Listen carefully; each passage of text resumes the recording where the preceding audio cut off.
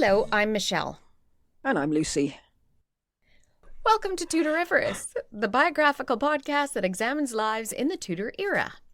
And today, that woman again, Margaret of Burgundy. That woman again. The final episode. Yes, now this is the point where she actually becomes diabolical, isn't it? Yes. Good, excellent. And we'll explain where that comes from. She's been, so far, a bit like our Lucretia Borgia episodes that we're recording for Patreon, in that there seems to be not as much diabolicalness as we've been led to believe. Yes, which is funny, because, we'll go over it. Yeah. We got patrons to thank. Yes, we've got patrons to thank. We have got Celeste Hueta. I hope I'm pronouncing that right. Luna Cherry, Niblick 3, Twilla Calvert, Mother of Ghosts, and Alison Zentova. Or Zenthover. Ooh. So thank you all. Thank you so very much indeed. Yep, you're keeping us in drugs and alcohol, so thank you very much. And in my head, I'm thinking you're keeping us in audio software and books. Well, I don't know what you're spending yours on. Lucy has a more exciting life than I do, apparently. No, if you could see behind me, you could see my stack of Henry. Those are just the Henry VII books. Really? Mm. Wow. And they go right round the room. You have 8 in that one stack. Oh, no, you've got dozens. What are you thinking? How on earth did she do all this with just 8 books? The Lady Bird book of the Tudors, I've got. Oh, I was thinking just Henry VII. I've only got 3 for Henry VII himself. Oh, right. No, I've got quite a stock. Although a new one's come out that I want to read before we do our final wrap-up of how we think of Henry and the era. Yes, I've got that pre-ordered. Yes, me too. I'll miss him. Anyway, let's get on. Mm-hmm. So we left with Henry VII taking the throne of England away from her family after killing her brother, Richard. Yeah, that's not going to go down well, is it? No. But when she heard of Henry's accession, I can't imagine she would have any energy at all left to feel anything at all. You know, when you're so busy, just another thing, you're just like, fine. I don't care. Just make it stop. Yeah, but she must, I mean, the shock of her brother dying must have swept everything else out. After her nephew's dying, after her other brother dying, after her first brother dying, after her first brother dying with her father. Yeah, and one of her brothers killing the other brother. Yeah. Yeah, she probably did put Henry on the back burner for a while. At least this time it wasn't another family member killing a family member. Oh, goodness. Her life so far had been nothing but stress, loss, changes, and shocks. Besides, she had her Philip to raise. Oh, yes. And he turned out absolutely lovely, didn't he? Oh, didn't he? Didn't he? Although, if you look at his behavior, he's much more on the behavior of his paternal grandfather, Charles's father, Philip the Good. I can't remember. Philip the Good. Philip the Good. Yes. No, I've just been reading about him. Yes. It was good for Philip. Yes, but the womanizing? Definitely. Oh, right. Massive. Absolutely massive. His womanizing, the grandfather's womanizing, was the reason why Charles the Bold hated women. Well, not hated women, but didn't want them around him. Oh, because everybody points to his father. Right, so he was constantly being introduced to this is your new aunt.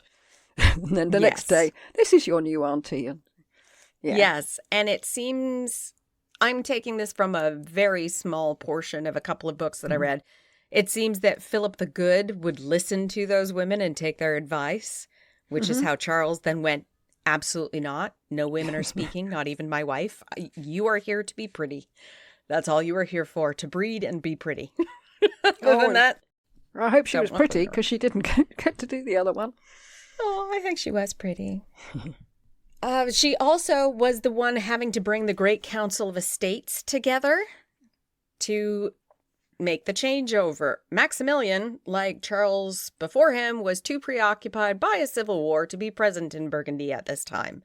So the only source of authority is Margaret. So thank goodness. Is that not quite a relief to them, not to have Maximilian hanging around? We'll get there. We'll get there. We have absolutely no questions whatsoever of who is calling the shots at this point. It is 100% Margaret. She is the only one calling the shots. And she had built up enough of a reputation that she was not making suggestions anymore. It was more of a, I'm going to tell you what to do and you're going to do it. And people were happy to do that. Because they've trusted her. Yes. From her track record. Yes. But for poor Henry, this means he is not going to be able to bypass her in his political games and get the agreements from the estates that he wants. Yes, that's quite a tricky situation to be in. I've got to talk to the sister of the man I just killed. And I'm hoping to get concessions from her.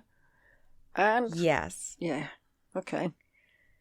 Question we don't know an answer to is whether or not Henry realized that this was the case. Because politically, the Estates General are the ones in charge, and or Maximilian. So does he have enough spies in Burgundy to be able to say, uh-oh, it's the woman? Possibly not at that point. Yeah, he had just set up. He may not have anything. Because it might not even occur to him. No. You're a woman. Now, I agree 100% with historian Christine Whiteman, and I haven't come across this opinion by others. Henry made a massive blunder here. And this, I think, is what set up everything for the future. He brought Margaret's sister-in-law, Margaret's sister, and her mother into the Tudor fold, into the Tudor family and court by granting them their licenses that they had prior with Richard's reign and their pensions, and also recognized their rights to their property. He did that immediately. But he'd have seen that as a conciliatory thing. Well, it was a conciliatory thing, I presume. But he doesn't do it with Margaret. Right. She has her trading licenses and properties in England. Why? Do we know why he doesn't do it with Margaret? Is it because she's out of the country and... Not a clue. He could have done the same with Margaret. And with Cecily's help, Margaret's mother, who was now very friendly with the Tudor crown, which is surprising. They just killed her son. But she is very good friends with Margaret Beaufort. Right. So... They might understand. I mean, Cecily had lived through all the civil wars, the Wars of the Roses. She might have understood that this is just... That's just how it happens. If you go to war, someone gets killed. Yeah, unfortunately, it's my son. I don't know. Or she'd lost every other son. Yeah. She's also at the point where she's like, of course this happened. I've lost my sons. I've lost a couple of my daughters at this point, and I've lost my grandsons. Yeah. Yes. Do you think that Margaret would not have been quite as, I don't want to say vindictive, because I think being vindictive implies you haven't got a point, whereas she had a point. Yes. Do you think she would have laid into him quite so much if he had given her what she felt she deserved? Yes. You think she would anyway? And by the end, you'll see why I think so. Right. Oh, another cliffhanger. We said we were getting good at cliffhangers. Another cliffhanger, yes. Yes. We have to go through quite a few things before you'll see why I feel that way. But he could have done it, and maybe she might not have been more as confrontational with him. Instead, he nixes Margaret's trade licenses, takes them back. And they had been a large part of her yearly income. So she hasn't got a dowry from her brother. Nope. And now she's lost her English income. Okay. That her brother was trying to say replaced her dowry. Yes. So now she's just lost it. You can imagine how unhappy that would make her. Mm. She has to not only keep herself up and keep up appearances, but she's now also in charge of Philip and has to keep his appearances up. Mm. Mm-hmm.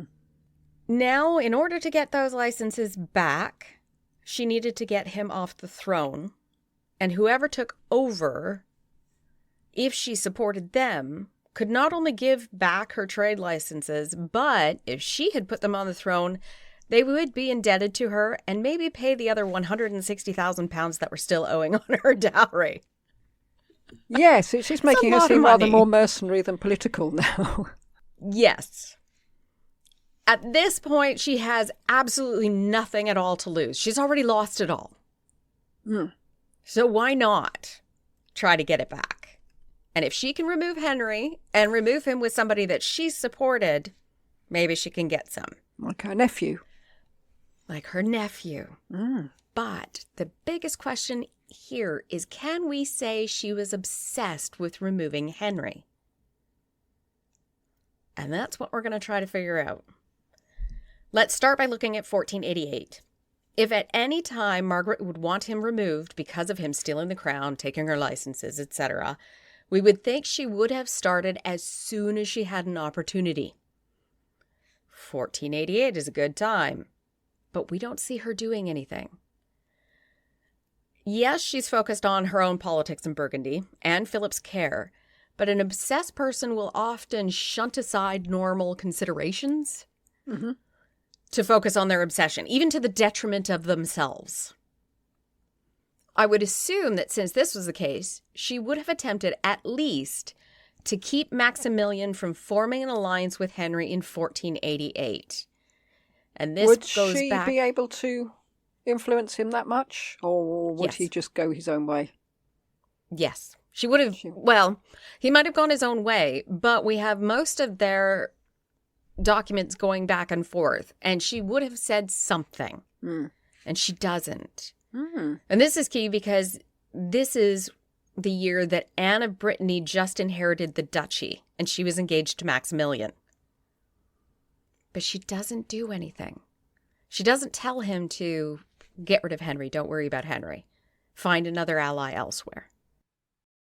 Is that because she still thinks she might get her English stuff back through Henry? We have no answer to that. We know that the disaffected English nobility and wealthy merchants that fled from the Tudor regime came to the protection of the Low Countries. Merchants, it makes sense. You can still make money in Burgundy. And technically, the treaty is still in place with England. England blamed this flee and support in the Low Countries on Margaret. She's the one who invited them in. She's the one who's supporting them. However, we know in hindsight that even when she disagreed with Maximilian, she still supported him. She still went through with providing money, providing men, and providing guidance to Philip. If he had told her to expel them, I believe she would have. So I don't see her acting on her own here. Right. Also, we don't have any actual accounts of them being with her or financially supporting them at this time, and we do still have some of Margaret's financial accounts.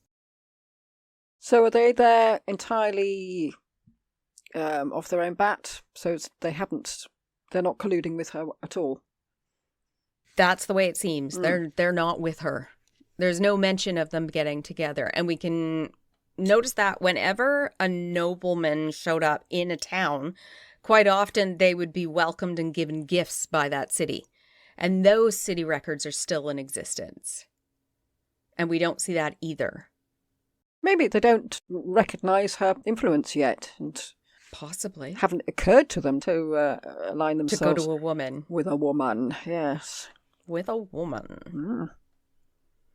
In 1490, things had finally quieted down for Margaret. She had all of her lands back, the civil wars ended, and there were very few rebellious areas. Surely, now that she had the leisure and she was obsessed, we'll see her start plotting. Again, we have nothing. There is silence about her until 1493, when little Margaret, Mary's daughter, I think we're going to have to call her Maggie to avoid confusion. Okay. We got Margaret and Maggie, was rejected by Charles VIII and sent back to Burgundy. Yes. Yes. She was 13. What did Margaret feel about that? Did she mention it at all? She doesn't mention it, but what we do see are her preparations kind of going overboard for the granddaughter to come back. So to me, it felt more like, oh, yay, I got her again, rather than, how dare you reject her? This is more of, I desperately love children and I want her in my household. Maggie's 13, and she joined the court at Malines under Margaret's care. And again, we've got this amazing account of how they were instantly loving. Think of it. Maggie has been gone since she was an infant. She was 2, I think, wasn't she?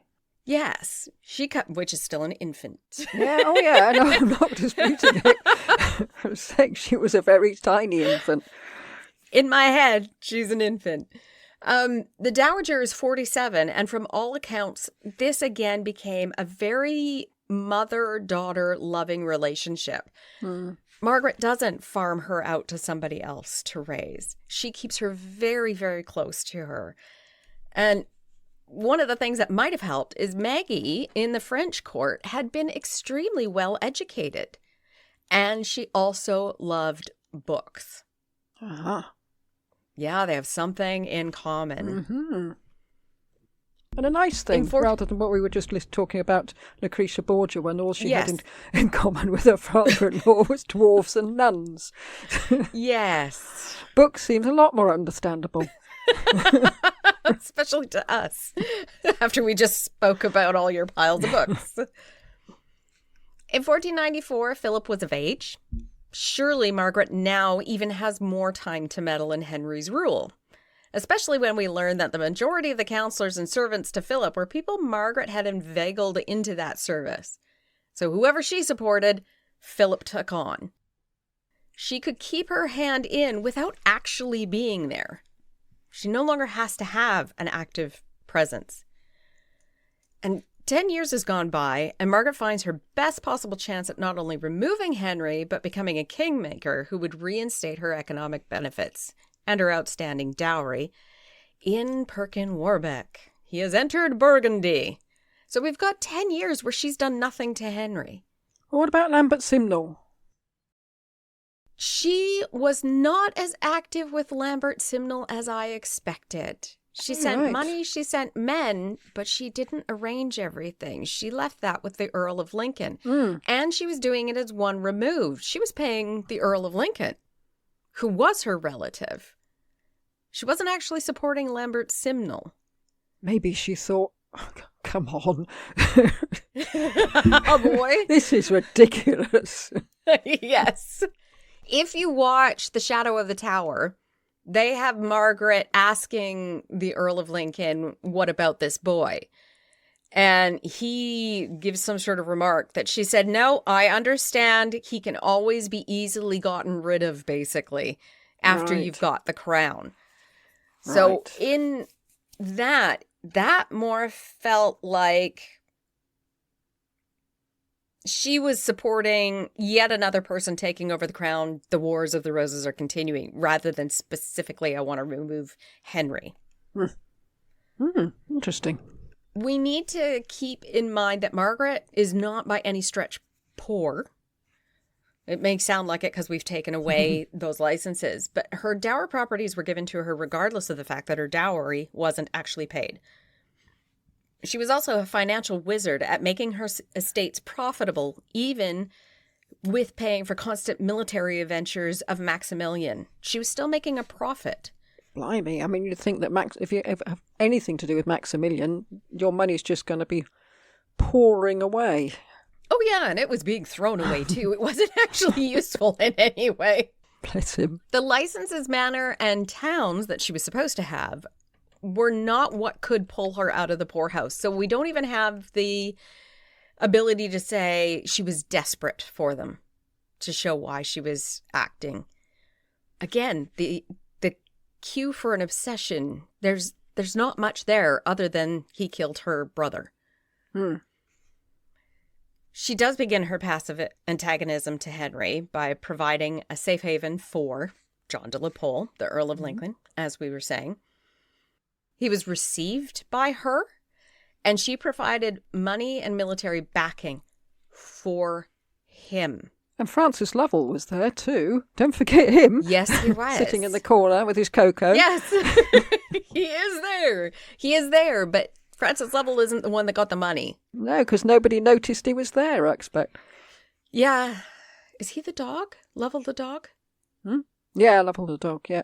Yeah, he's off in a corner, curled up in front of the fireplace. Scratching his ears. She never met Lambert. She never claimed to believe in Lambert. It was entirely the Earl of Lincoln. We know in this rebellion against Henry that Maximilian had to have been partisan to this, and Margaret could not have acted on her own. She could supply money. She could supply men and troops.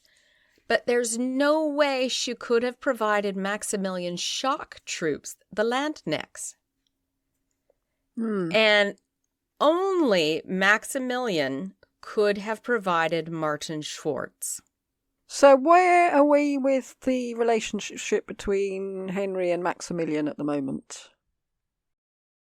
This is why Margaret is there. Maximilian and Henry are trying to pretend to be friends. So Margaret is a sort of buffer, or Yeah. a what would you call it? A secret Scapegoat? agent or something, yes.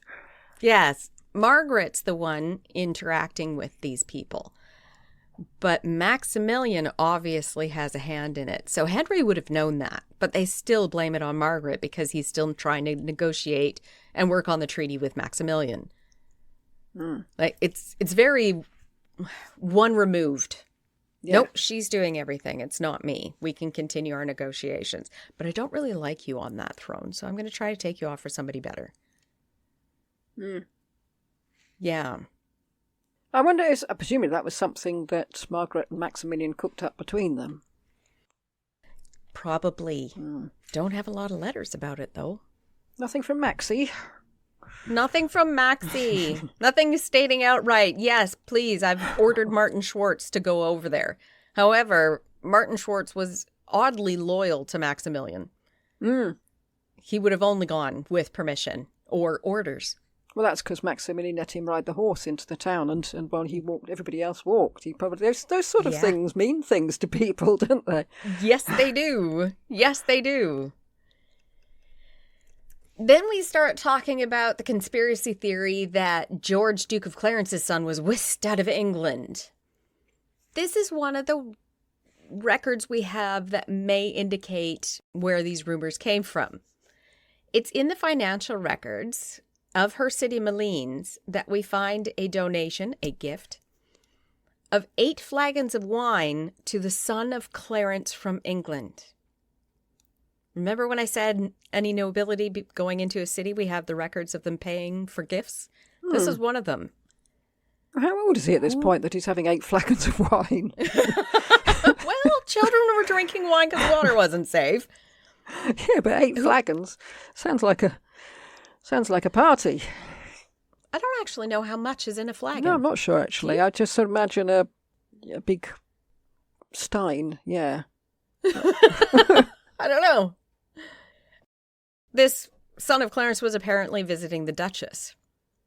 Now, is this a mistake? They misidentified somebody? Or could this have been Lambert Simnel learning how to be the Earl of Warwick and coming to Margaret to get that training? We don't know. That same year, we see the city providing Margaret with 750 livres for her venture into England. Her venture, not Maximilian's. Yeah. I was just thinking about that thing with the the son of the Duke of Clarence, that you can't take any of these documents on face value because no. Somebody might have had a senior moment and written the wrong thing, or they might have bad writing, or anything could be the case. And then you pounce on them and say, right, this is absolute proof of this, that, and the other. And it doesn't, not necessarily. No, unfortunately not. No, I don't think you can make any hard and fast judgments about a few documents you find. That's all I'm saying. We're giving each other a significant look if we're going to be discussing a documentary that we recently watched. Mm-hmm. And that'll come out in a little while, but yes. Yes.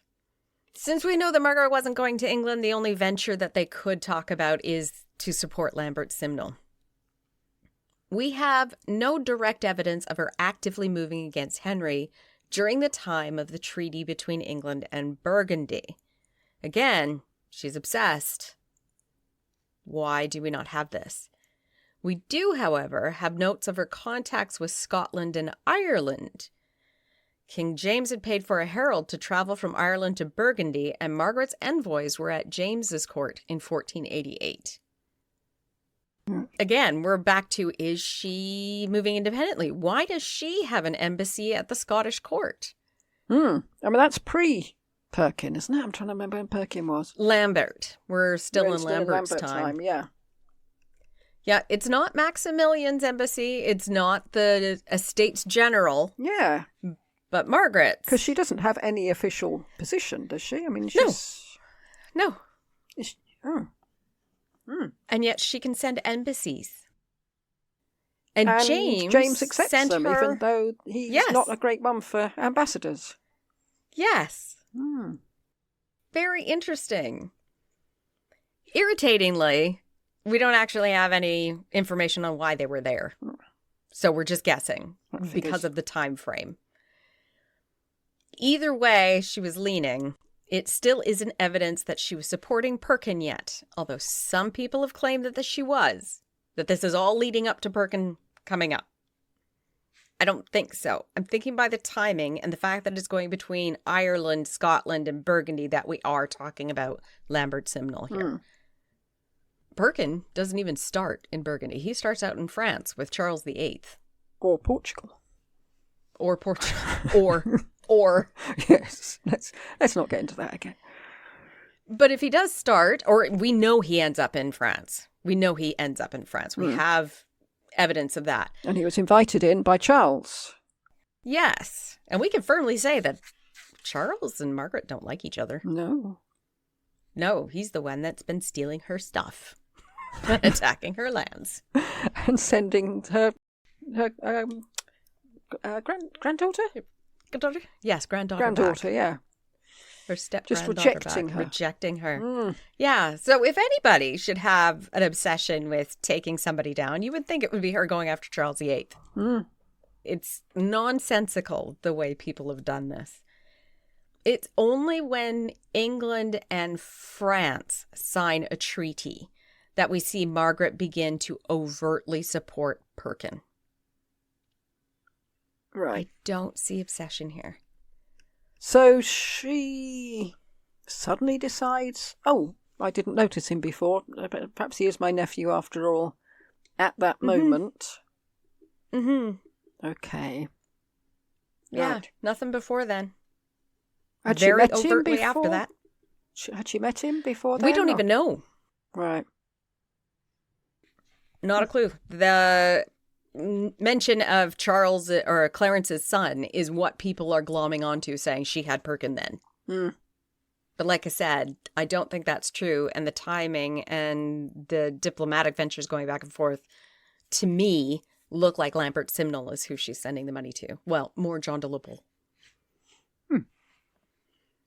But now we come to why she was able to support Perkin at the beginning and then have to relinquish that support. We speculated about this in a prior episode, and my minuscule information at the time about her made me come to the conclusion that Philip finally gained enough power in his own right to push her out of power and take back her dower lands. People will remember an episode that we discussed that. And I was wrong. Very, very, very wrong. Was he sorry to, was he reliant on her? He was reliant on her, but she never went poor. Ever. And she retained the same status and power the entire time.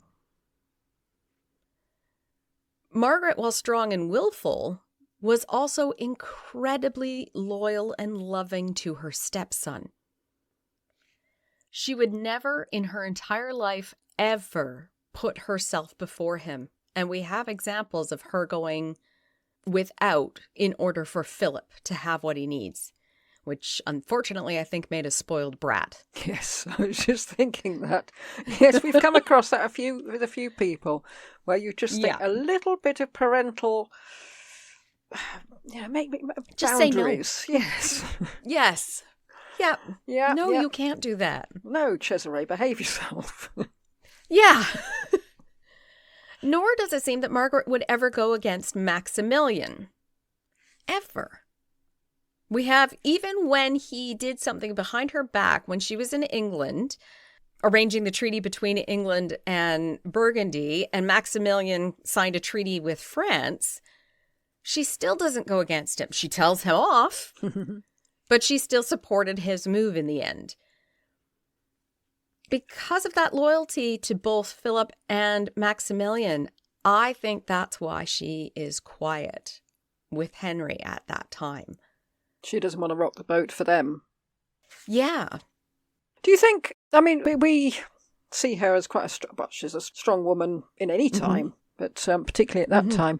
But it's sort of instilled in women at that time that the man has the brains, really, isn't it? That he certainly has the political clout over a woman.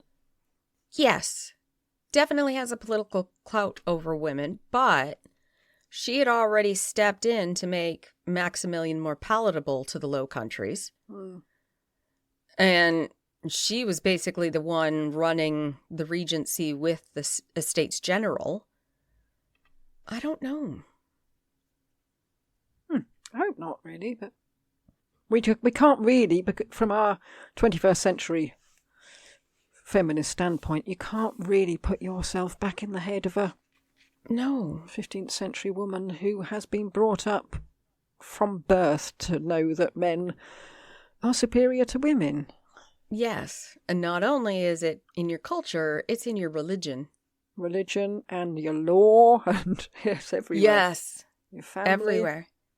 It's a fact, not an opinion.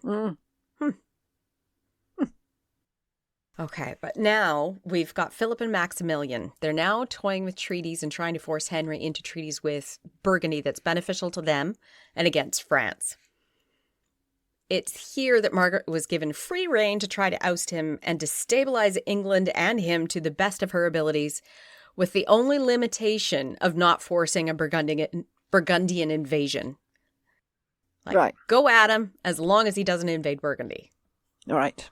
Okay, so you're not saying that we don't want actual Burgundian troops to be sent over there. You can hide the Burgundian troops behind someone like Perkin Warbeck. Yes. But you mean we don't want England to invade? Yes. Right. Yes. She begins this by recognizing her nephew. It's only now when you see the dispatches and some of the spying saying that Maximilian is actually trying to force Henry into this treaty that we start seeing, hey, I have a nephew. Yes, he's got all the right marks, those 3 mysterious marks that you hear about. Yes, and the only time she would have met her nephews would have been for that short visit in 1480. Most of that would not have been spent with children because she was negotiating treaties. She was just insanely busy. And on top of that, it's 12 years prior. There are a lot of children that look very different in 12 years. Yes, it's not like you're seeing another adult. They're just ages a bit. Children change beyond recognition. I have people coming up to me in this village where I've lived for quite some time. And they talk to me for a while, and then after a while they say, well, you've no idea who we are, have you? I think, No. It turns out they went to school with my children. So, and you look at them and you think, no, I can't see it at all. Yes. So that's presumably the same situation that she's in.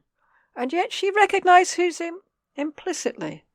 Yes, by those 3 signs that they say 3 signs, but never actually say what those 3 signs are. Yeah, I don't see how she could have recognized him. No, I'm suspicious.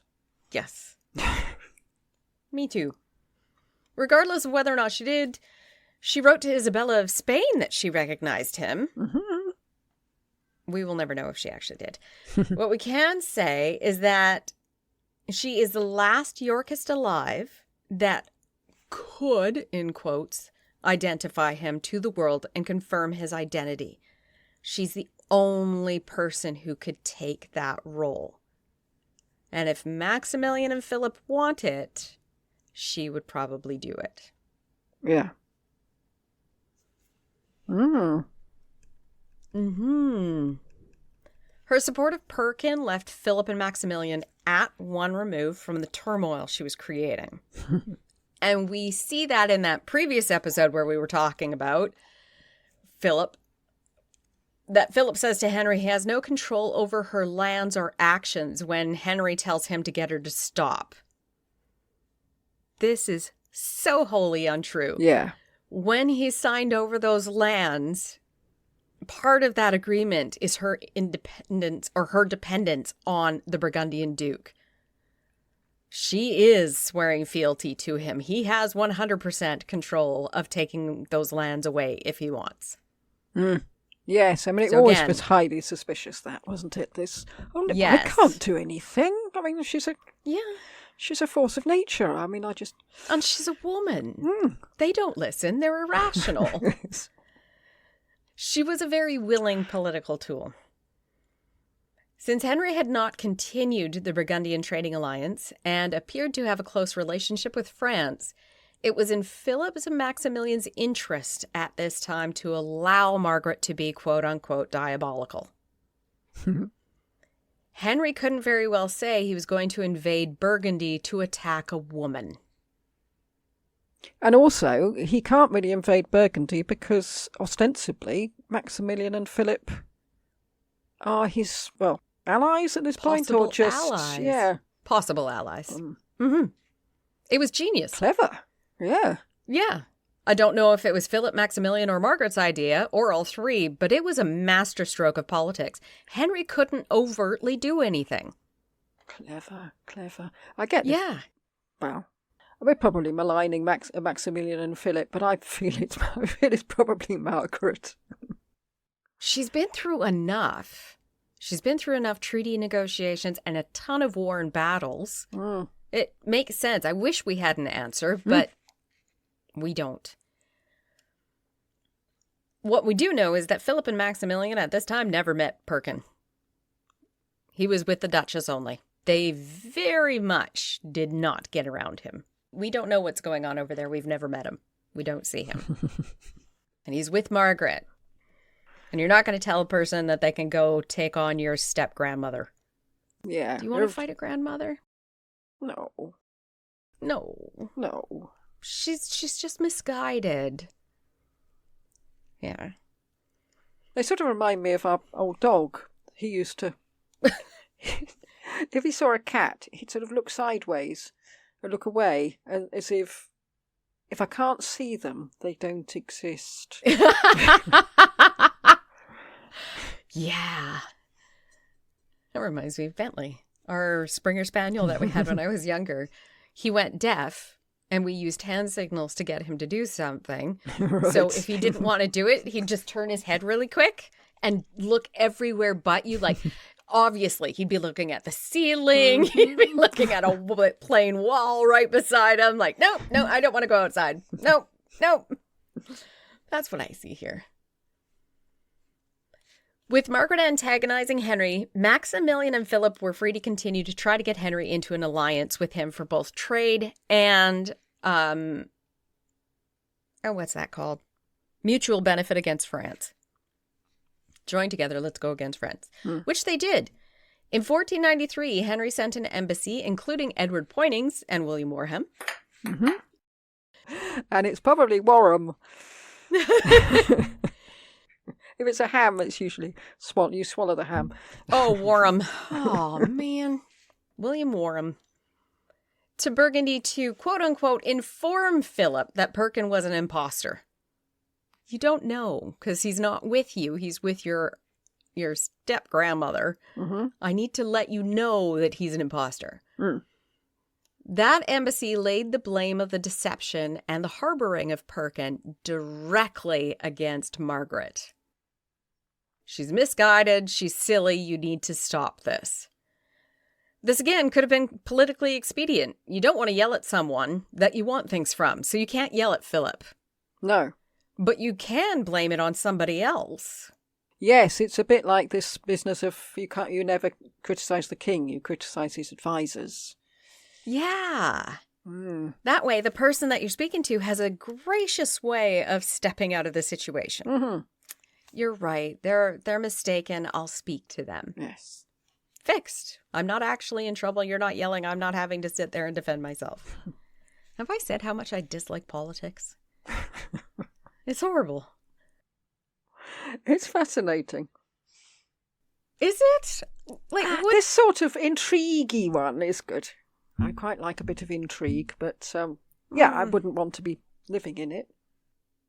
Yeah, but if you're honest, couldn't you get through things faster? Like, look, I know you're supporting him. I know why you have him here. Can't we both just say sorry and move on? Wouldn't that have been faster and probably... Do you think the sort of people who go into politics are capable of that sort of thought? No, I guess not. Warham then overstepped by a mile. By telling Margaret... Right. Go on, yes. By telling Margaret that she had made, quote, 2 great babes, not a normal but fully grown and long in the womb, end quote. If he thought insulting her would get her to back down, he was incorrect. He was very insulting. Extremely insulting. Yeah. And this is where Philip says, I have no ability to stop her. She has full authority in her dower lands. Nope, not true. But now she has even more reason to go after Henry. Yes. And personally, I mean, all of it's all been personal up to now, but very personal. Very personal to a woman who's never had children, and that was her role. It's insulting her on several levels. Mm. Yeah. Mm. I wonder when he got back and told Henry what he did, whether Henry just said, "You've done what?" Or whether Henry sent him over to say that. Ooh. Another one of those, I didn't say that. I'm sorry, I sent a horrible ambassador. Yeah. He Possibly. Overstepped the mark. I found this part really interesting. The English are 100% blaming Margaret, but the Burgundians were blaming Maximilian. Oh, the Burgundians hated Maximilian. Yes. With good reason. Yes. They believe that he's the one telling his son what to do and encouraging the support of Perkin, and Philip, in turn, was encouraging his step-grandmother, I'm just going to say grandmother, to continue actioning this. But who would you think would know more about the situation? Henry does have his spies, but the Burgundians are there. Yeah, I'm not sure being there necessarily means you know what's going on, does it? No, it doesn't. But, yeah. But it is evidence that it could have been Maximilian and not her. Like she was following orders again. Mm. Or at least agreeing with a policy rather than just doing her own thing. It's only in 1495 that Maximilian and Philip finally put their name to part of what Margaret had been doing. When they signed a treaty with Perkin that also made Philip and Maximilian heirs to England should Perkin die. What a stupid thing to sign. Yes. Yeah. Kill me now, effectively, he said. Well, no, he has to take the crown first. So first he's going to get England, because without it, they can't inherit. Yeah, all right, kill me soon. Okay, so what we do is Martin Schwartz is gone, but he has other men like that. We send him with him, He gets the crown, he gets crowned, he gets acclaimed, and the next morning he has an accident. Yes.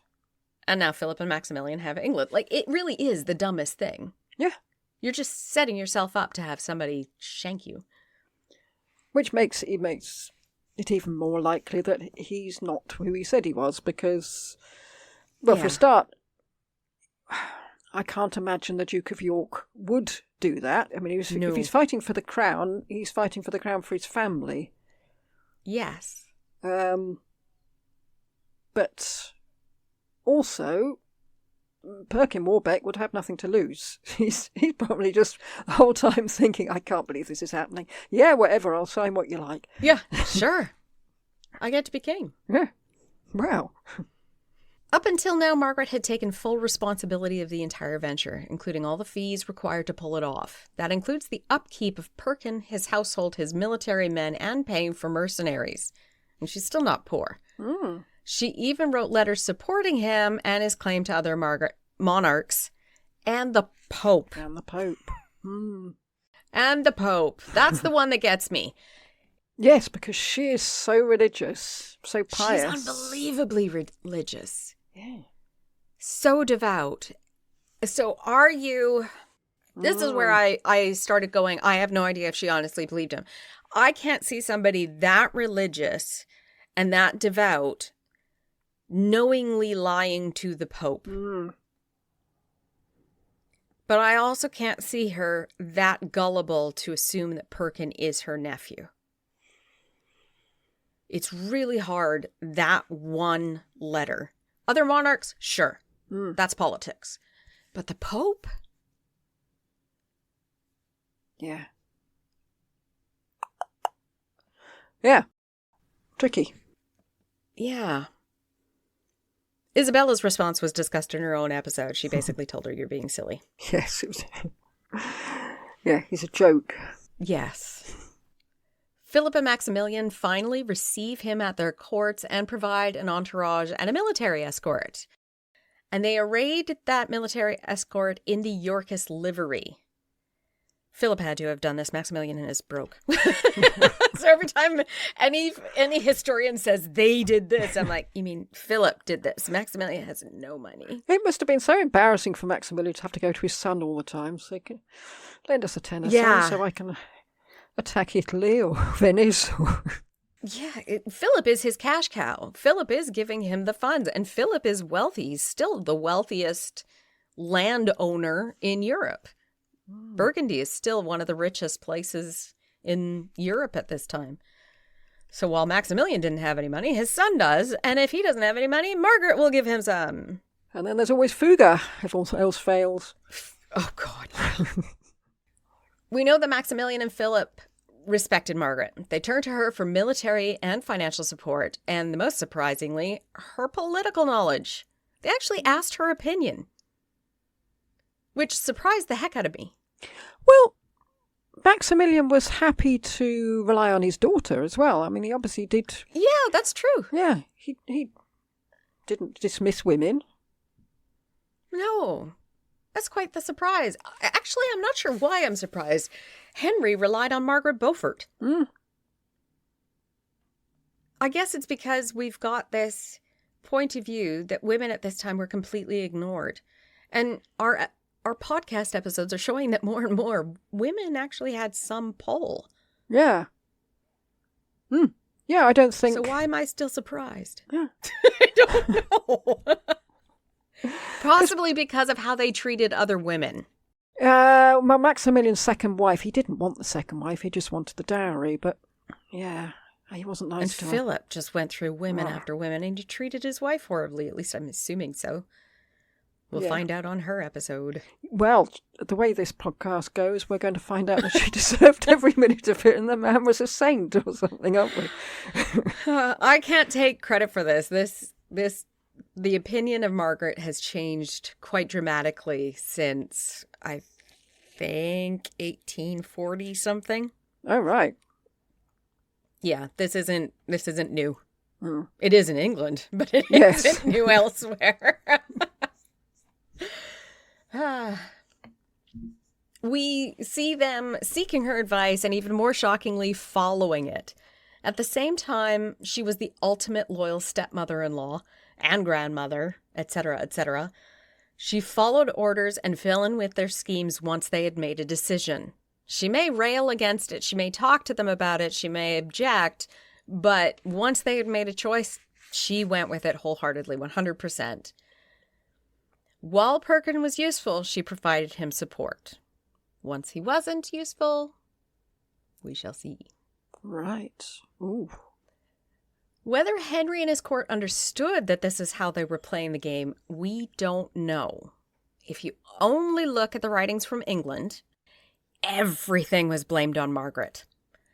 She was to blame. She, as Polydor Virgil put it, and you can still read this, pursued Henry with insatiable hatred and with a fiery wrath never desisted from employing every scheme which might harm him as a representative of the hostile faction. What about all those years she wasn't doing anything? Bernard Andre wasn't that flattering either. Oh, gosh. If you remember our episode on him, he wrote this statement before he had fallen out with the Tudors, so it could have been propaganda. Yeah. It was the other contemporary historian, Edward Hall, who coined the term Diabolical Duchess. He was a bit later, wasn't he, Hall? Yes. Yeah. But closer. Yeah. Closer in time. All you have to do is look at how he wrote to determine his era. He seemed to have had a lot of fun writing about her with sayings like, she was like a dog reverting to her old vomit. Nice. Oh, yeah, he's very nice to her. But it's more interesting to have a proper villain, isn't it? Yes. In a story. Yes. Yeah, very true. Edward Hall's work is actually online at the Colenda Digital Repository. I've got a link for the bibliography for this episode, and it's really interesting to read. If you want to know opinions, read Edward Hall, because I'm pretty sure he was voicing the popular opinion at the time. All right. While Margaret was against Henry, historian Christine Whiteman, I'm sorry, I'm going to keep repeating her name because I felt she was the most balanced looking at both sides. She did a fantastic job. She does put forward a very good argument that her actions were more political than personal. There were so many years between Simnel and Perkin when Maximilian was negotiating with Henry and where all our antagonism stopped. Dead. Do you think that's a gender thing as well? That it's the assumption that she's a woman, so she'll be, reacting to her feelings rather than politics? Yeah, probably. I mean, would they have felt that about Maximilian? Right. I don't know. It was as soon as somebody said she was obsessed that I got focused on the fact that she was obsessed. So I'm doing my own error here in assuming they knew what they were talking about. Oops.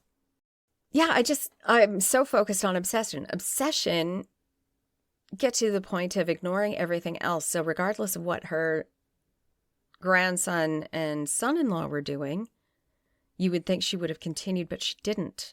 But then that also does assume a negation of her logic. Also, I suppose the agent wasn't there. I mean, if she was handed Lambert Simnel and then handed Perkin Warbeck. But if there was nobody around, I mean, she can't keep claiming that all these people are family members. But if she was, let's assume she was vengeful and out of control and wasn't using political logic, she stops going after Henry or supporting Perkin from 1487 to 1492 when Perkin is available. Yeah. There's nothing there. No money, no food, no writing, nothing. And where is he at that time? Was he up in Scotland by then? Can't remember the timeline of him. I believe he is in Scotland. I mean, she was busy in Burgundy, but again, I keep going back to that. She was obsessed. I don't know. Maybe it was an Anglo-centric point of view. I mean, assuming that all her thoughts were against Henry, whereas in fact she had a lot on her plate back home. Yeah. Yeah. There was more rebellion in the Low Countries against Maximilian. Oh, yeah. Margaret was escorting Philip through the loyal cities before taking him back to Malines where they were safe. She was then again busy drumming up men, arms, armor, and money to support Maximilian. This is between 1487 to 1492. This didn't stop either Margaret, Maximilian, or Philip. Yes, Margaret provided the funds, but Philip and Maximilian provided the facilities for the collection of those arms and men and the mercenaries that were loyal to them. So while they're still saying, I'm not involved, well, she's using her buildings. So again, not just her. I can't say if Maximilian was rewarding her loyalty or just providing her another source of income for these disruptive activities against Henry. But while he's claiming that he and Philip have no control over Margaret, he gives her revenues and lordships that had been confiscated from the rebels to provide her with more money. You can make whatever conclusion you wish. I don't think they were ever out of it, and I don't think she was the one fully making all the choices. This was more of a collaboration in my mind. Yeah, it's a different way of looking at it than we've done. Mm-hmm. It is in 1494 that we see the contract between Margaret and Perkin under the name of her nephew, drawn up, which would pay the remainder of her dowry if her nephew was to get the crown. He also agreed to pay all the expenses she put in, not only to get him the crown, but also the money she spent to get Simnel the crown. Back pay. But that's nothing to do with him. No, he doesn't. Absolutely nothing. Perkin, I feel, was dumb. Yeah. I'll agree to anything. I'm going to have nothing at the end of this. I'm going to be a puppet on a broke throne. But if he's not made king, he's going to be nothing anyway. Unless he just carries on, going from court to court and making the most of it. I mean, he must know that he was on borrowed time. Yeah, to have. Well. During the invasion attempt, Margaret kept Maximilian up to date. And even with this blatant knowledge of events, Henry still placed the blame on Margaret. He still needs trade with Burgundy. That's how England survives. Well, that and the illegal alum trade. We still haven't got to the alum trade. Oh, right. We know the invasion was not successful, but Margaret doesn't give up. When Perkin was in Scotland, she sent what she could, 2 ships and some men. That's all she had available. Though there is debate that these were actually provided by Maximilian, filtered through Margaret. It's like laundering money, isn't it? But Margaret's a laundry. Yes. And here we see her loyalty to Philip. When the Pretender left Zealand, Philip pulled his support because he was now getting a beneficial trade agreement with Henry, and Margaret followed suit. She stops. And we don't have any record of her objecting in any way. No letter, no nothing. However, finding a letter for that would be difficult because they were both currently living in Malines. Yeah, I was just wondering. It could have been a verbal discussion. Yeah, whether they could have just talked about it. So we don't know what happened there. We don't have any record that she objected. But we do have that the accord that Philip signed specifically names Margaret, and the accord dictated that she could no longer help Henry's enemies. Again, no mention of her objecting. So, but again, that could have been her railing against him in a closed-door room. How dare you? I don't know. Unlike common knowledge that as a result of Edward Hall's account, we don't see Margaret distressed when Perkin was captured by the English. Hall would have us believe that she had an emotional breakdown, weeping, not gnashing of teeth, the whole bit. He went all out for it. But I think he was just adding color to his account. We see... Well, you want, if you set up a baddie, you want the fall to be a big one, don't you? Yes. There's no point in them going, oh, that's a pity. I mean, there's no... Yeah, we don't even see an illness account of her at this time. She's still entertaining. She's still doing embassies. She's still doing everything. She's had this boy in her house and... Young man. But, yeah, you'd feel...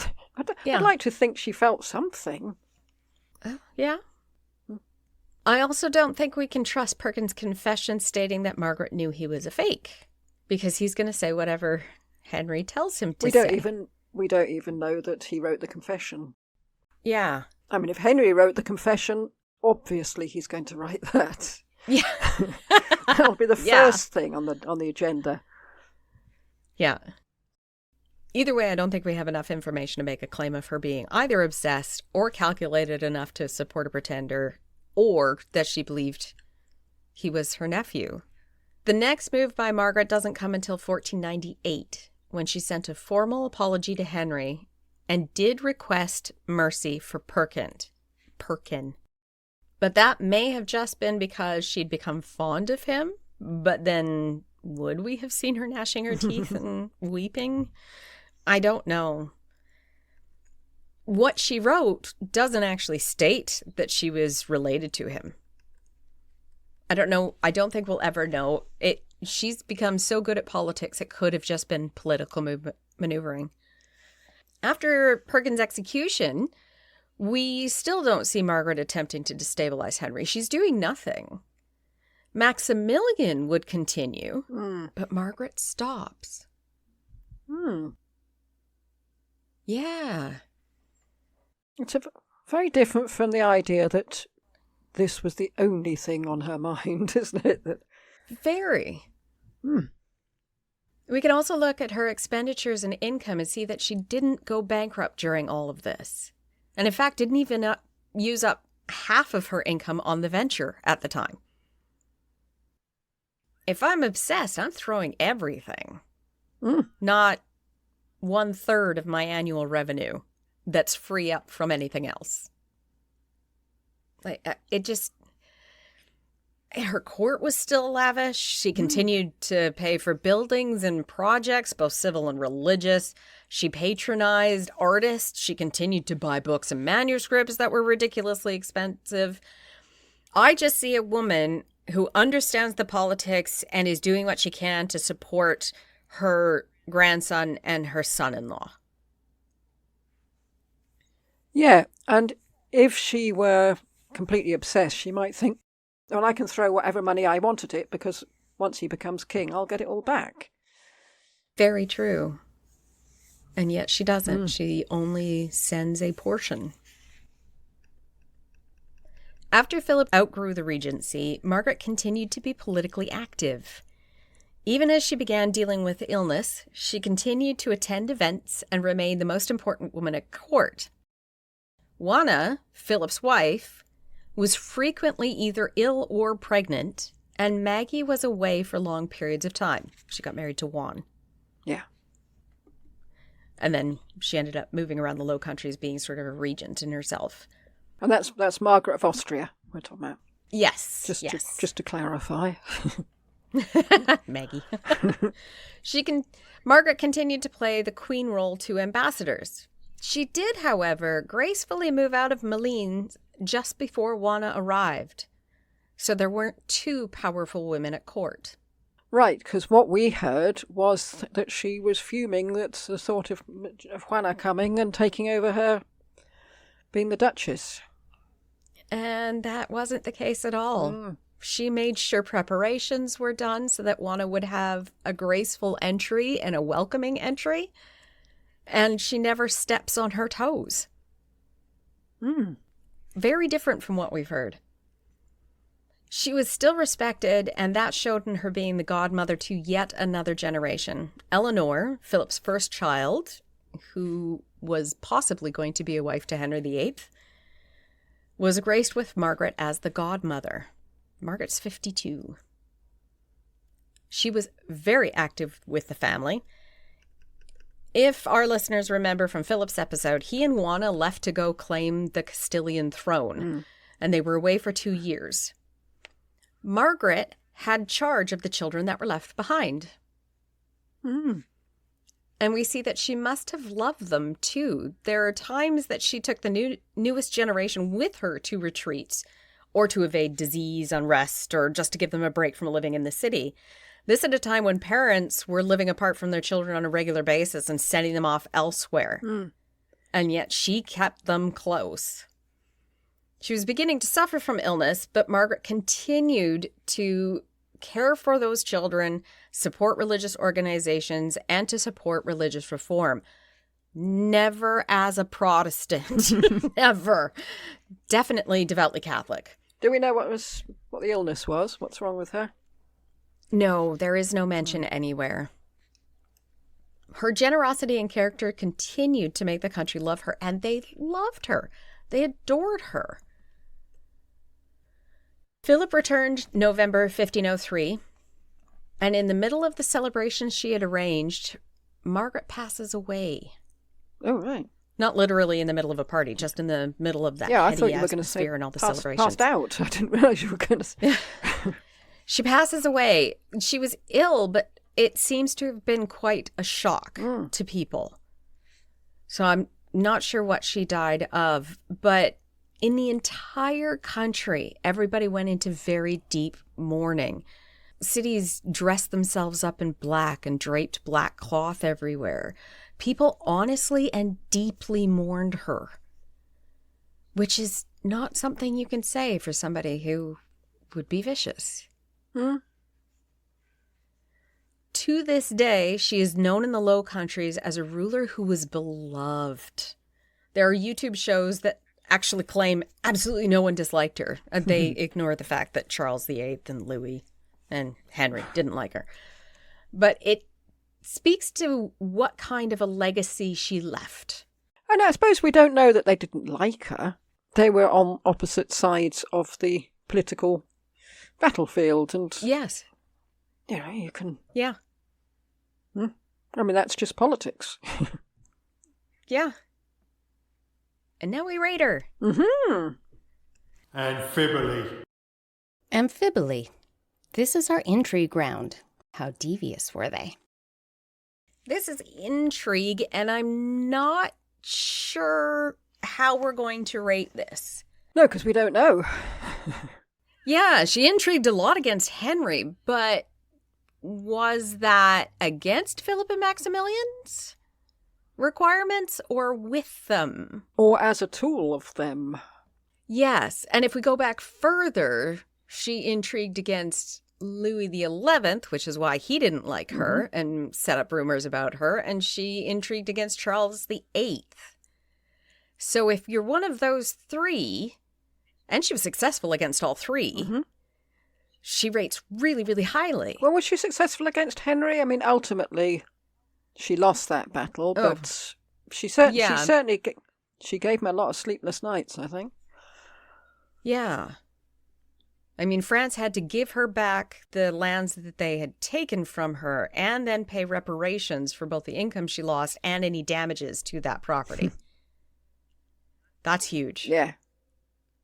Yeah, I mean, I think we've got to give her the benefit of the doubt that she was part of the intrigue of the three of them against Henry. And we could look at intrigue in a different way. Maximilian and her husband Charles ran out of any sort of willingness from the Low Countries and Burgundy to provide more money and men. Margaret comes along and manages to continually get more money and men for them. Which is miraculous, given the way that Maximilian was behaving. Yeah. It's pretty amazing that anyone would fork out money. And they didn't hate her for it. After. I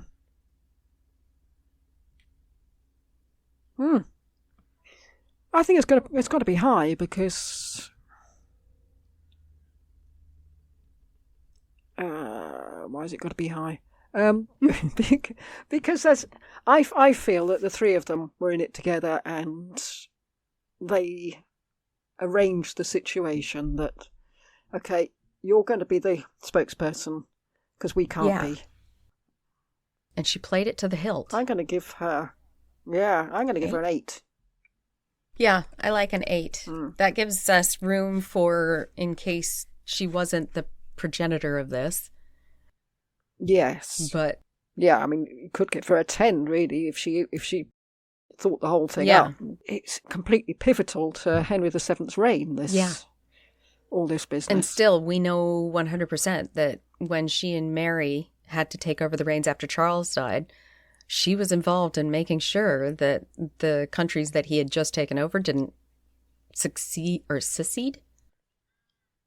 Mm-hmm. And she got her lands back from France.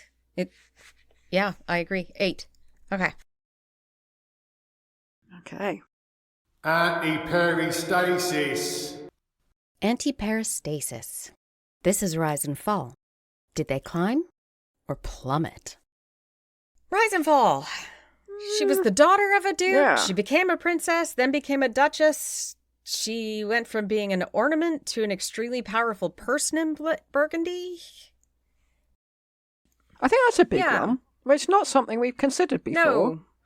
That you're not just a duchess in name, you are a powerful Ruler. mover and shaker, yeah. Including be able to contain and retain that power until she was the grandmother of the duke. Mm. Yes, I don't think we've ever rated this on that Premise. aspect. But I don't think, she's, as far as going up and down is She concerned. sort of stays in the middle. No. Yeah. But the power. I'm going to give her a 6 because she didn't hurtle up and down, but I agree. The power thing is big. Hey, I'm going to give her a 7 just because with that power, it wasn't just what's that called? It wasn't just restricted to Burgundy. She was able to negotiate with her own brother for a more beneficial treaty. So she had that same kind of influence in multiple countries. So I'm going to go with a 7. Okay. Martyrdom. Martyrdom. How far were they willing to go? Again, tricky. For herself? Very. I can't see her doing anything for herself. I don't know for Mary, Philip, and Maximilian. She most likely would have been willing to put her life on the line. What we do have is, if you remember when Ghent went against Charles and Maximilian, she was in the city, and not only did they not hold her hostage, but she was able to negotiate the release of other hostages and take them with her to safety. She didn't have to do that. She's already at risk, and she puts herself even more at risk by trying to save others. Yep. I think if what drags it down a little bit is that she, not for that particular event, but in general, is that this constant battle to get her dowry back and get her dowry paid and her lands back and things. So there is a financial aspect which drags down the martyrdom aspect. But I don't think I can give her masses because it wasn't done. Everything she didn't do it for Her. martyry No, reasons. not at all. Yeah. Except for rescuing those I'm going to go people. for a That's it. 4. Yeah, I'm going to go for a 4. I agree with your 4. Mm. Oh, we should probably say, so that's 16 for amphiboly. Yep. 13 for antiperistasis, and 8 for martyrdom. B-team. B-team. This is our posterity round. What did they leave behind that still resonates today? Unfortunately, if you are not in the Low Countries, you don't know anything about her. She didn't really leave anything. She left a wonderful library. She supported a bunch of religious houses, which I don't know if they're still continuing. But most people, if they're outside of Burgundy, you just hear Diabolical Duchess. That's what I was going to say. That is her team, unfortunately for her. She's like Lucretia Borgia. What we know of her is the very worst aspect And pretty of false. what people thought of her. Yeah. So I think the fact that she's got a title, Diabolical Duchess. Somebody, I can't remember who it was now, so apologies. It was a while ago. Somebody wrote to us saying, "Are you going to do the Diabolical Duchess?" So there you go. We've done it. That's what people remember. Which isn't even accurate. But it is a thing. Yeah, that's true. It's people do know her, but as an adjunct to the Tudors. But not well. Yeah. I think a 3 is being quite generous. Yeah, I'm going to go with a 2. Yeah, okay. I'll go with 3 because... I mean, just look at how we did it. I had assumed one thing and turned out to be ridiculously wrong in that previous episode when we were like, oh, Philip couldn't control her. Well, that's kind of true. But yes. So that's a 5 for Beteem. Flaunt a bleeding flaunt. Flaunt-a-flaunt. This is our portraiture round. We have the picture that we were talking about before where it was obviously used by the camera obscura. I loved that picture. I really did. First time I saw it, it just leapt out at me. And it's my favourite Tudor picture of all times. I love that she has the pointy hat with the chiffon coming off the back, or tulle. Ludicrous pointy. Yes, I know. It's the ones that you always see in films, but Yes. But it's not on her head, is it? It's sort of stapled to the back of her head. Well, the whole hood. So we're looking at a picture of it's a painting. She's in a laced up at the front Tudor gown with a square neckline. She's got quite the collar on top of that with the Tudor roses, the white and red rose, which is surprising. Except she was related before to both the Lancastrian and the Yorkists. That's one thing we do have to keep in mind. And it could just been... Yeah, but you'd still think it would have unfortunate connotations for her. Yeah, some people have claimed that those are daisies. Margaret is from Marguerite, which is French for daisy. But they look exactly the same as the roses. So I don't know. The hat isn't just the pointy, conical, way off the top of the head hat. The black area that we're seeing isn't hair. It's part of the hood that goes with that hat. How it stayed on, I have no idea. It's a bizarre hat. Who on earth would have thought to invent a hat like that? I don't know, but some of the hats in the past are weird. Okay, and then we've got this one. This is part of a diptych, so she's praying. She's in the center, and you can see that hat again. Oh, yeah. Yep. And then... Yeah, that was obviously her look. Yes. And then this one's debated. In this one, supposedly... So this is, again, it's a 3-part painting. It's absolutely gorgeous, even though it has this weird eye of all-seeing up here sort of thing. Yes, it looks like a spaceship. And it is the Virgin Mary with Jesus. And supposedly this person right here in the green and burgundy is at the bottom right of the painting. She's supposed to be reading the Bible and she's representing Saint Bridget. But supposedly Margaret is the model. Possibly. We don't know for sure. But that's a close-up of it. The facial representation is very, very similar. Yes, although, yes, she's always shown St. Bridget, St. Barbara. Very solemn, and I mean, nobody's shown grinning in these things, but she does look exceptionally solemn in all of them. Yes, this is a painting by Hans Memling. Is that the only one? No, we've got this one. And there she is again with that typical hat. And is she with... Oh, yes, I can see. Yes, I can see the marks. Oh, is that... Because Jesus came to her in her bedroom, didn't he? Right, is that the I scene? didn't cover that because I couldn't find actual accounts. Right. I don't know if this painting is where that came from, because he is in her bedroom. But I didn't find an actual written account of this anywhere, so I just sort of left it out since I couldn't say yay or nay she claimed it. So we don't know which way round it is, whether the painting is depicting the episode or the episode sprang from the painting. Correct. Mm. So we do have quite a bit. We do, yeah. And they all look exactly the same. Yes. The same look, the Except same for the St. hat. Barbara one. Oh, she's not got the same hat in the one with Mary and Jesus. Yeah, but that was supposed to be more Roman style clothing because she is with Mary.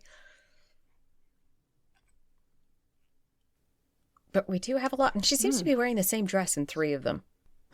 Same dress, same hat. How embarrassing. Yeah, I only have one dress. No, we know she loves clothing. So what do you think?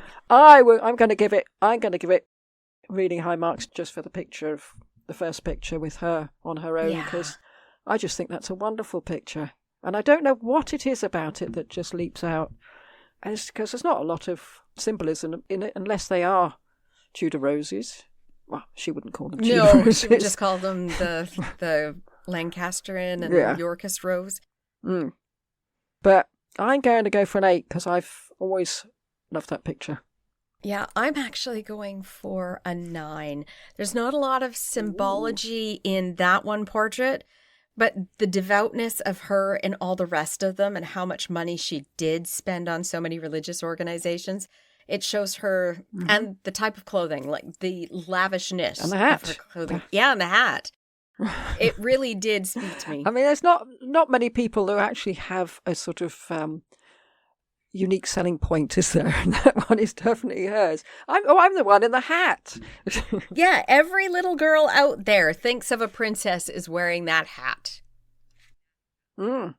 So that's a total of... Yeah, no, I'm going to come up with you. I'm going to go for 9 as well. Oh, okay. I was only being conservative because I thought, I can't give it 9. But apparently we can give it 9, so we will. Yay! So that's a 9 for Flaunt-a-Flaunt. Her total is 51. Wow. Is that the same as Margaret? That other Margaret? But 72 was Margaret Beaufort. Both 72. Yes. I knew it wasn't Beaumont. Jasper beat her by 1. Margaret's a higher. Yeah, Sir Edwin Poynings was higher. John de Vere, Earl of Oxford, was higher. Pope Alexander VI was higher. Lots of people are higher, but she's still quite high. Why was the Pope higher? I don't know. John de la Pole got 61 for some reason. He's higher than her. Oh. Interesting. They must have been very generous in the old days. That's not bad, though. 51. Yeah, martyrdom and B-team struck her down.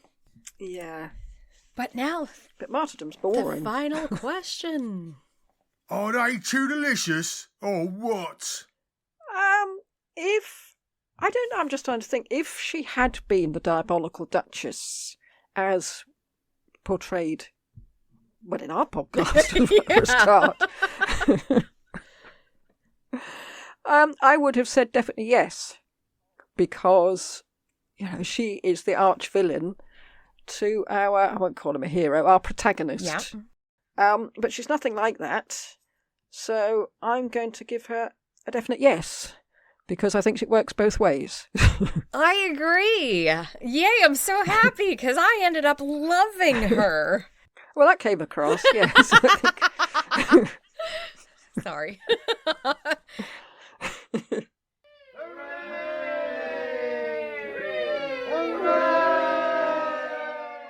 It was such a surprise, and honestly, it was lovely to read about her. Not seeing her doing anything cruel. I love that when it comes across, you approach something thinking, I know this person is the one that did such and such.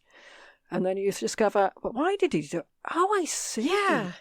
And you realise, no, it's completely different from what I thought. Yeah. I love that. It was awesome. It was awesome. Yay. Mm-hmm. Okay. Right, I'll pull your next one. Oh, you're going to like this one. Mm-hmm. you're going to like this one a lot. You get all the... I was going to say you got all the women. I did Margaret of Scotland. But you've got another woman, and it is Juana the Mad. Juana de la Loca. Yes. Yeah. I think this is another one that's going to be... her team will be what she's watching, remembered for is not necessarily what she... Really? Yeah. I don't know. I've seen both. It depends on if she... Well, I won't spoil it. Yeah. Nice. No, I'm fascinated with that one because, when we did Philip and Isabella, and we've done everybody else. Yes. Well, I know you have books on her, so read those and we'll have an actual good discussion. Okay. Yeah. Yeah, because I got one. Actually, one of them is about her and Catherine of Aragon, and I got that for when I did the episode on how tricky the negotiations were when she was stuck between two very devious people. Right. Yeah. Okay, I'll give that a read. And after that, we have only 1, 2, 3, 4, 5, 6, 7 left. 7 left. Mm-hmm. 7. And then our I did think we might be finished by the end of this year, but having done a few rough calculations, I think we might try and head for August after next, when it will be 4 years. Will that be 4 years? We're actually coming up pretty quick on our 100th episode. We're 5. Oh, this is away. It. I meant to say at the beginning. This is it. This is the 100th episode. Yes. Nice. So it's not the 100th we've recorded, because we've got lots on Patreon now, and but this is the 100th free one, main feed one. Yeah. Wow. Remember when we read that 90% of podcasts drop off after episode 30? I think by 30 we were just getting into our stride. Yeah. We hadn't quite figured everything out yet. We still haven't figured everything out. We still every once in a while go, what? Yes. Oh, cool. And we're still discovering that the era... I mean, you'd think we'd know a hell of a lot about this era. Yeah. Now, having done probably 130, 140 episodes now, concluding Patreon. Yes. But and the number of books Margaret, we've read. We're still finding out that we're completely mistaken in many things. I know the subject like the back of my hand. Whoops. But that's good. I think if we were both expert when we started, we would just be spouting what we knew. But we're making discoveries with every person we do. We make new discoveries, and we're excited, and we hope that people listening are excited. Yes. Especially when we find that somebody's not how we expected. Not at all. Not at all. Okay. Okay. And that's the end of our episodes on Margaret of Burgundy. We hope you enjoyed it, and will join us for the next episode on John Morton. John Morton. Morton's Fork. Indeed. Indeed. Thank you for listening. You can find details of the podcast and contact us on trutheriferous.wordpress.com. Email trutheriferous@gmail.com. We're on Podbean and all the usual platforms. Also Facebook and Twitter and Instagram. In the meantime, I have a man's mind, but a woman's might. I have no other than a woman's reason. I think him so, 'cause I think him so. Very wise. Goodbye. Goodbye. If you enjoyed this episode, we'd appreciate it if you sent us some reviews on Apple iTunes and shout out to us on Twitter and Facebook. Let us know how we're doing.